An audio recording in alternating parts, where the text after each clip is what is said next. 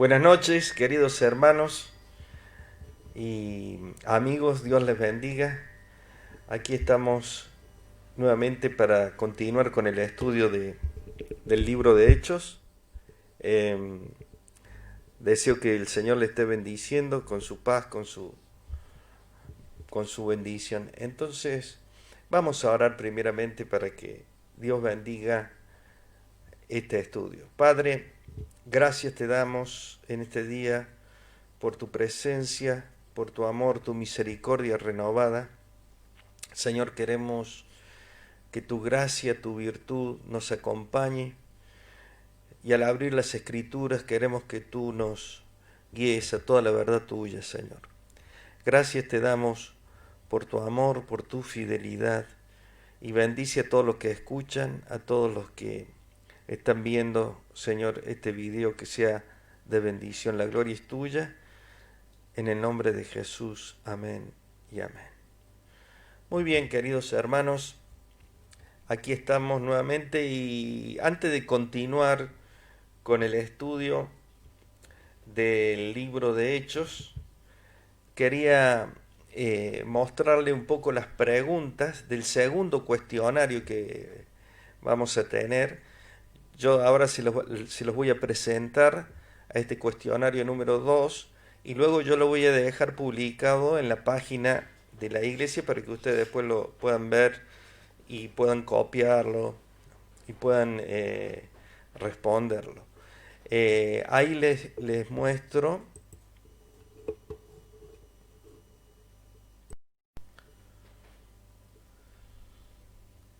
Ahí tenemos nosotros el cuestionario. Tiene que ver con la continuación, ¿no es cierto?, de lo que habíamos dejado en, en el anterior cuestionario. Ahí continuamos con este otro cuestionario. Y dice la primera pregunta: indique dos referencias del Espíritu Santo que figuren en los evangelios con sus respectivas citas bíblicas. Esto ahí yo le pongo de referencia que hay un cuadro, o sea, ustedes tienen que ver ese cuadro que seguramente está presentado en una de, la, de las exposiciones que hemos tenido. La pregunta número 2 dice: defina la relación que existe entre el reino de Dios y la iglesia. También hay un cuadro respecto a esto, pero más o menos para que ustedes se guíen. Se acuerdan que hablamos de que reino de Dios no es lo mismo que la iglesia, o sea, no es la misma definición, sino que dijimos que la iglesia está dentro del reino de Dios.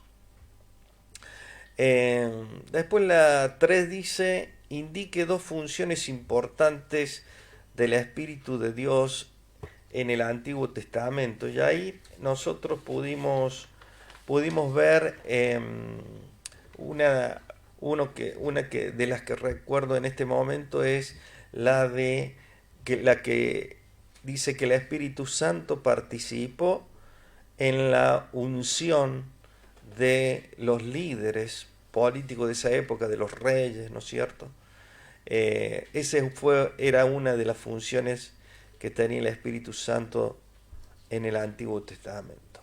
La 4 dice cuáles son los símbolos y cuál es el significado de esos símbolos en la venida del Espíritu Santo. Vimos un cuadro también y hablamos de un símbolo visible y un símbolo audible.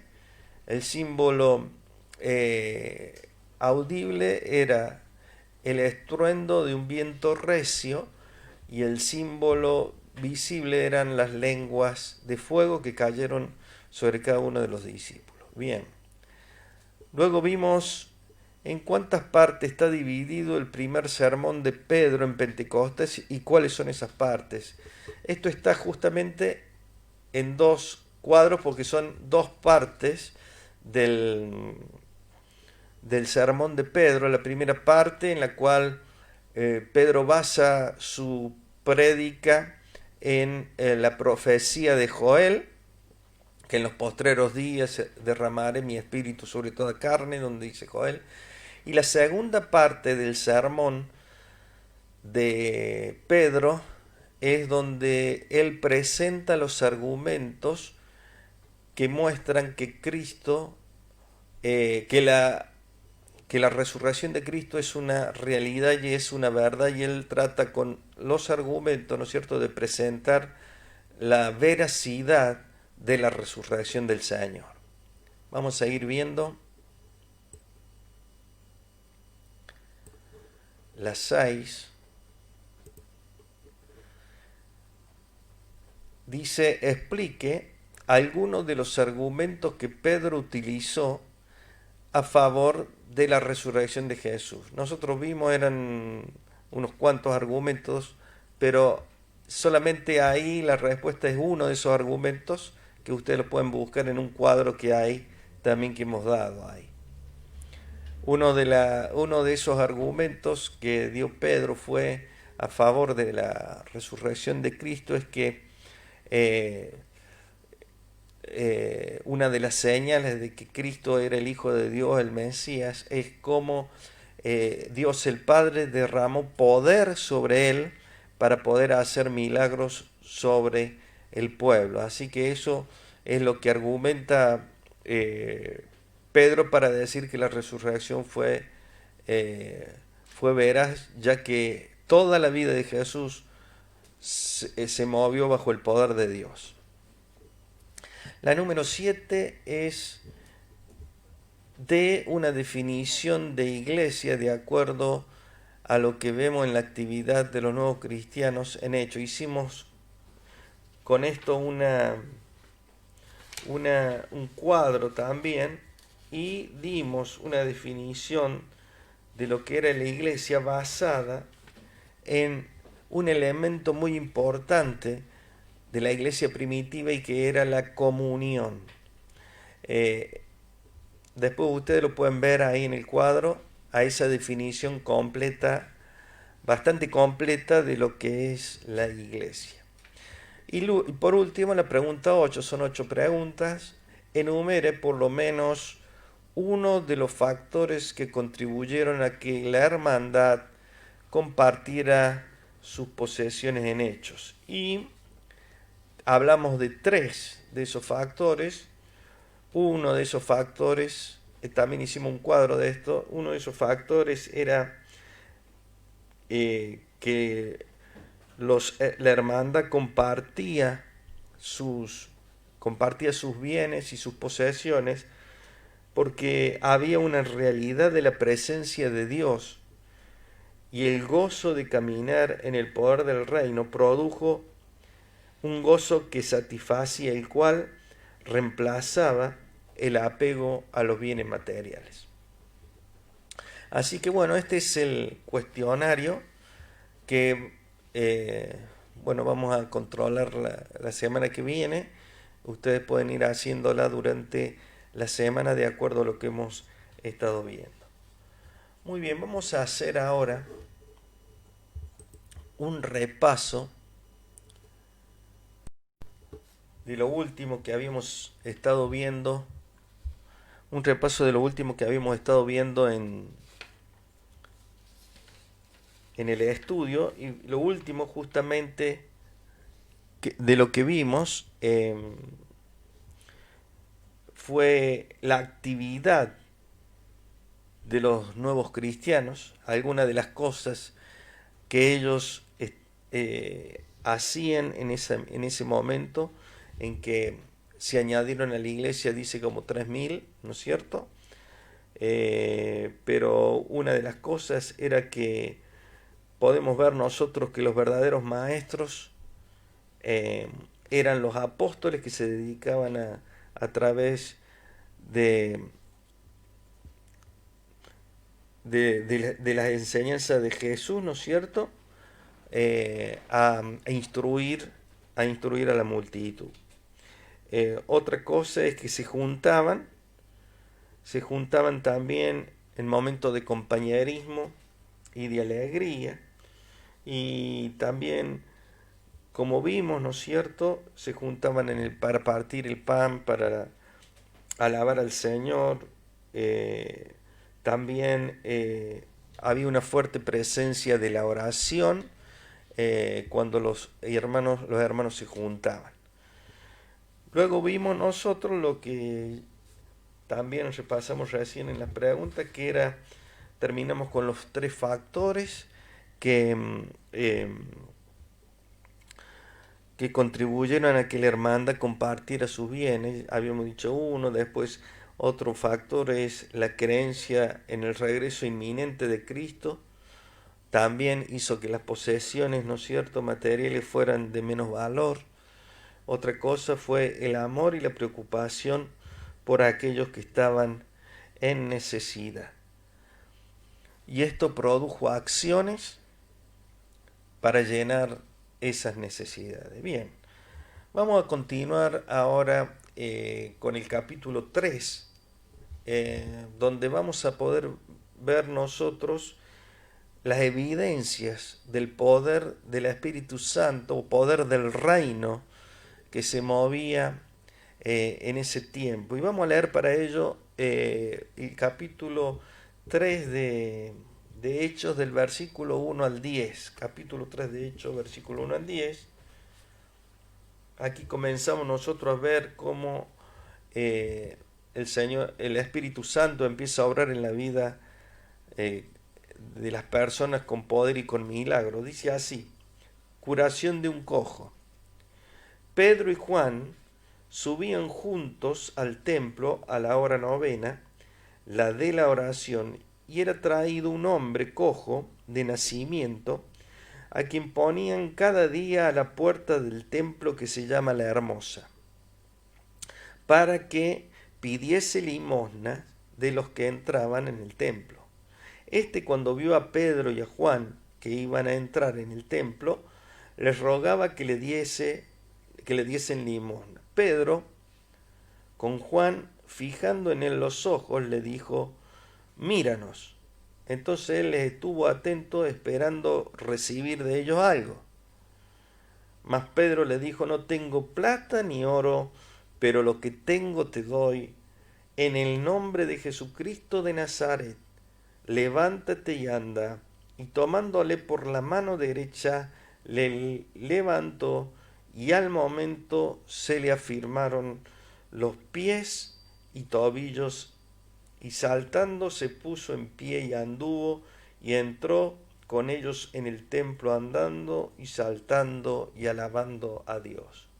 Y todo el pueblo le vio andar y alabar a Dios, y le reconocieron que era el que se sentaba a pedir limosna a la puerta del templo, La Hermosa, y se llenaron de asombro y espanto por lo que había sucedido. Que Dios bendiga su palabra. Pero podemos ver nosotros que el poder del Espíritu no se limitaba a la función profética de proclamar la palabra de Dios.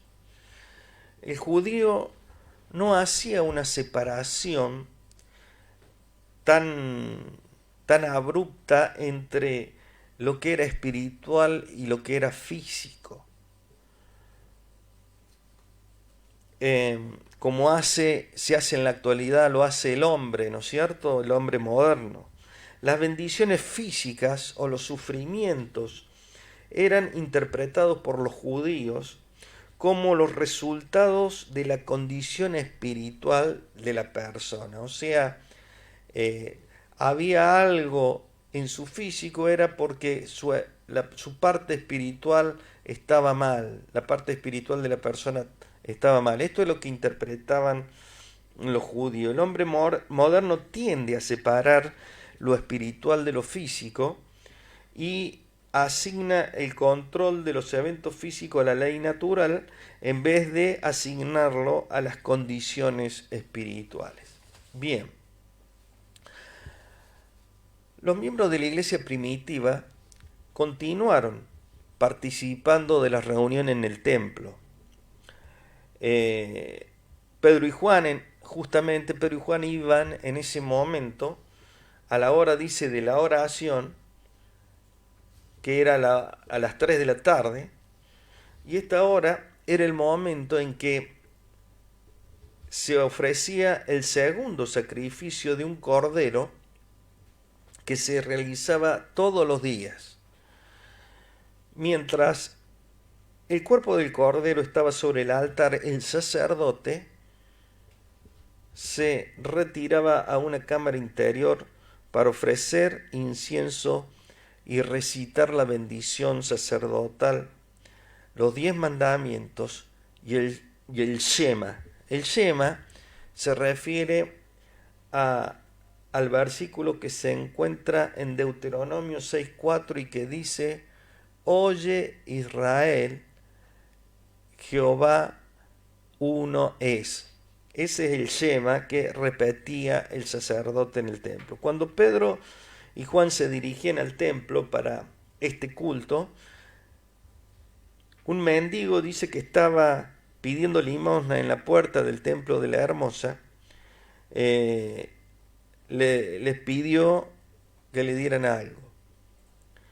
Y el mendigo tenía alrededor, se cree, de 40 años y había sido cojo desde su nacimiento. Era traído al templo todos los días para que pudiera solicitar limosnas a las personas que ingresaban. Pedro y Juan, que estaban entrando en el templo en ese momento, le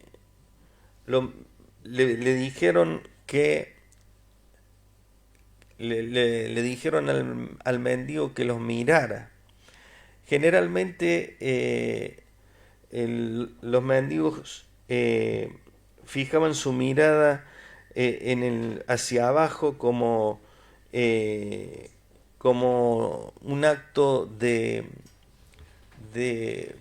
para poder, ¿no es cierto?, impresionar más a aquellos que le dieran la limosna. Generalmente no miraban a los ojos a quienes le fueran a dar la limosna. Y probablemente se sintió decepcionado cuando Pedro le dijo que no tenía nada para darle.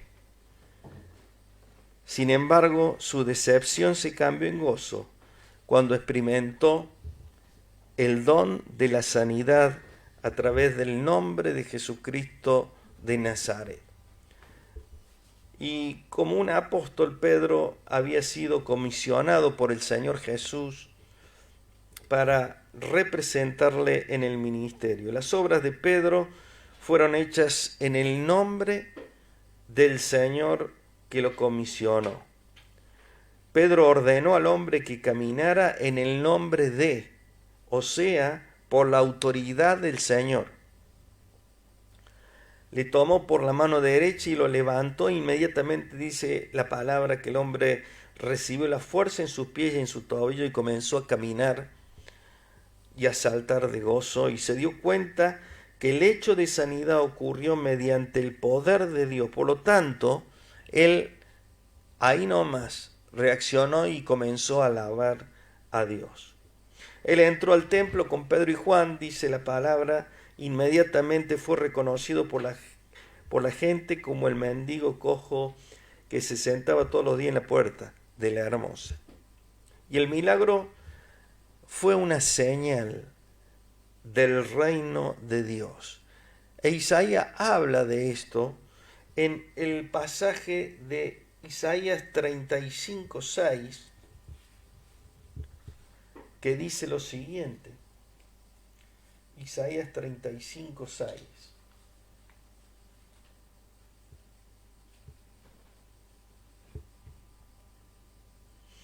Entonces entonces los ojos de los ciegos serán abiertos y los oídos de los sordos se abrirán. Y el 6, entonces el cojo saltará como un ciervo y cantará la lengua del mudo, porque aguas serán cavadas en el desierto y torrentes en la soledad. Entonces, esta palabra de que el cojo saltará como un ciervo es lo que se estaba cumpliendo en este momento allí con Pedro, Juan y este hombre, ¿no es cierto? el hecho de sanar al cojo fue una demostración de misericordia, pero también fue una señal de la llegada del reino de Dios al pueblo. Bien, ese fue uno de los acontecimientos que ocurrió luego de que había descendió el Espíritu Santo. El otro hecho que ocurre es que Pedro da su segundo sermón. Vamos a leer ahí el capítulo 3 del 11 al 26 de Hechos, que es el discurso de Pedro en el pórtico de Salomón. Dice la palabra que, y teniendo asido a Pedro y a Juan, el cojo que había sido sanado, o sea, los tenía ahí agarrado, ¿no es cierto? Todo el pueblo atónito concurrió a ellos al pórtico que se llama de Salomón. Y viendo esto, Pedro respondió al pueblo: varones israelitas, ¿por qué os maravilláis de esto? ¿O por qué ponéis los ojos en nosotros como si por nuestro poder o piedad hubiésemos hecho andar a éste? El Dios de Abraham, de Isaac y de Jacob, el Dios de nuestros padres, ha glorificado a su Hijo Jesús, a quien vosotros entregasteis y negasteis delante de Pilato cuando éste había resuelto ponerla en libertad. Mas vosotros negasteis al santo y al justo y perdisteis y pedisteis que se os diese un homicida. Y matasteis al autor de la vida, a quien Dios ha resucitado de los muertos, de lo cual nosotros somos testigos. Y por la fe en su nombre, a este que vosotros veis y conocéis, le ha confirmado su nombre, y la fe que es por él ha dado a esta completa sanidad en presencia de todos vosotros. Mas ahora, hermanos, sé que por ignorancia lo habéis hecho, como también vuestros gobernantes. Pero Dios ha cumplido así lo que había antes anunciado por boca de todos sus profetas, que Jesucristo había de padecer. Así que arrepentíos y convertíos para que sean borrados vuestros pecados, para que vengan de la presencia del Señor tiempos de refrigerio, y Él envía a Jesucristo, que os fue antes anunciado. Bien, vamos a leer hasta ahí nomás. Pero nosotros tenemos que el milagro de la sanidad de este hombre atrajo la atención de la gente.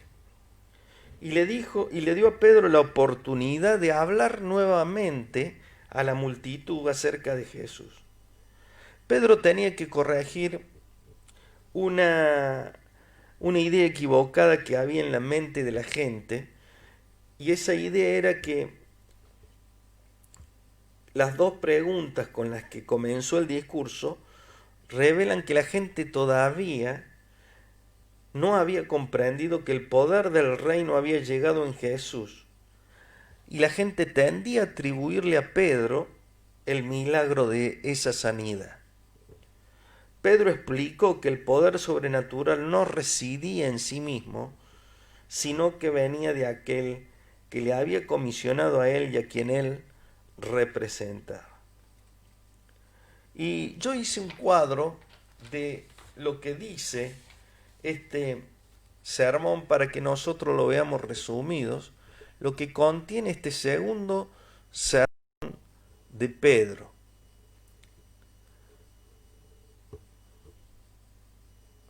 Fíjense ahí por un momento el contenido del segundo sermón de Pedro. ¿Qué vemos en este sermón? Que Pedro primero les dice que Jesús había sido condenado como un impostor, pero que Dios se encargó de probar que su Hijo era santo y justo por el poder sobrenatural con que el Padre lo había investido. Esto contradecía el juicio de los judíos, y ellos prefirieron escoger a un asesino, como nosotros sabemos, ¿no es cierto? Escogieron a Barrabás. La segunda cosa que Pedro le dice en este segundo sermón es que afirmó que Dios levantó de los muertos a Jesús y señaló al hombre que había sido sanado como una evidencia del poder de la resurrección. O sea, Pedro seguía con este argumento de la realidad y la veracidad de la resurrección. Lo tercero que vemos en el sermón, en este segundo sermón de Pedro, es que Pedro hizo referencia al hecho de que el Antiguo Testamento había ya anticipado la venida del Mesías. La cuarta cosa que vemos en este sermón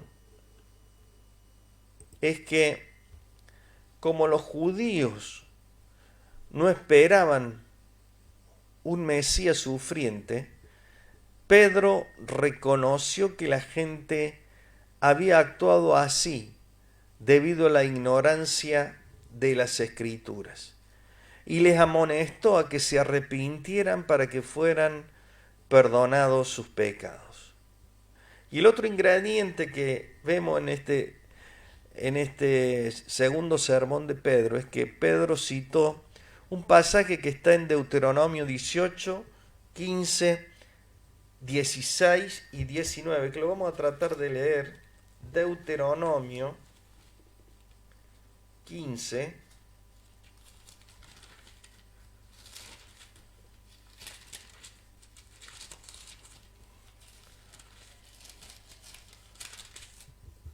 18, 15,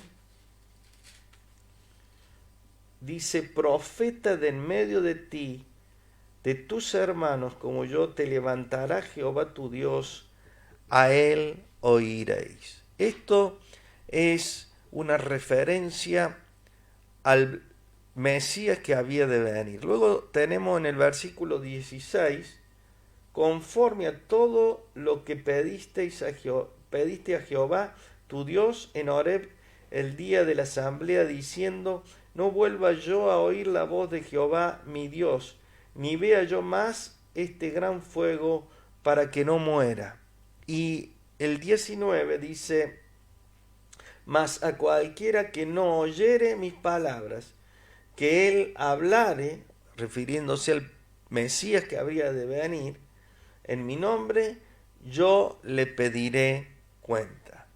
Entonces Pedro cita este pasaje donde se habla de la venida de este profeta semejante a Moisés, y usó esta escritura para demostrar que el día del cual habían hablado los profetas había llegado, y eran estos días. Jesús era el profeta anunciado desde la antigüedad. Bien, vamos a dejar aquí, pero quería terminar con una reflexión. Y lo importante en una de las cosas que dice Pedro, que leímos en el punto 4, y es que Pedro les dice a ellos que habían actuado incorrectamente, juzgando y matando al Mesías, porque habían ignorado las Escrituras. Y queridos hermanos, esto no es un llamado para nosotros para que escudriñemos las Escrituras. Jesús le decía a los fariseos: escudriñad las Escrituras. Y hoy por el Espíritu Santo el Señor nos dice a nosotros que escudriñemos las Escrituras para no pecar con la ignorancia de no conocer las cosas en profundidad. Fíjense ustedes lo que le pasó a los judíos. Por ignorancia, le dice Pedro, ustedes mataron al Hijo de Dios, al Mesías enviado. Por esperar un Mesías que ustedes pensaban que iba a venir en forma de un militar, de alguien, de un conquistador, no pensaron nunca que Dios iba a enviar su Mesías como el varón de dolores, el Mesías sufriente. Y queridos hermanos, esto le ocurrió a los judíos por ignorar las Escrituras. Y nosotros también muchas veces acarreamos malos momentos, malas situaciones en nuestra vida por ignorar las Escrituras. Por eso, queridos hermanos, me uno a lo que Jesús dice y lo que nos recomienda siempre la palabra de Dios: escudriñemos las Escrituras. Escudriñemos las Escrituras, busquemos al Señor, porque las Escrituras son la verdad revelada por Dios para nosotros. Bien, hermanos, vamos a orar al Señor para terminar en esta noche.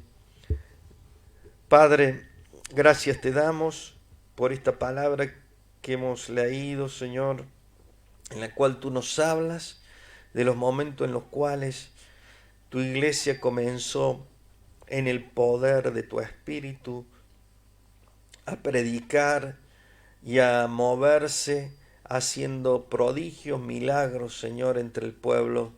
Señor, necesitamos de la obra de tu Espíritu y necesitamos también la necesidad de escudriñar tu palabra. Te pedimos que tu Espíritu nos despierte a esta verdad, que bendigas a tu pueblo, que bendigas a todos mis hermanos, a todos mis amigos que están escuchando, a cada familia, Señor, que pueda, Señor, buscarte y escudriñar las Escrituras, porque como tú dijiste, en ellas vamos a obtener la salvación. Nos va a ayudar a que podamos salvarnos de acuerdo a tu voluntad, incursionando en tus enseñanzas, en tu ejemplo, Padre.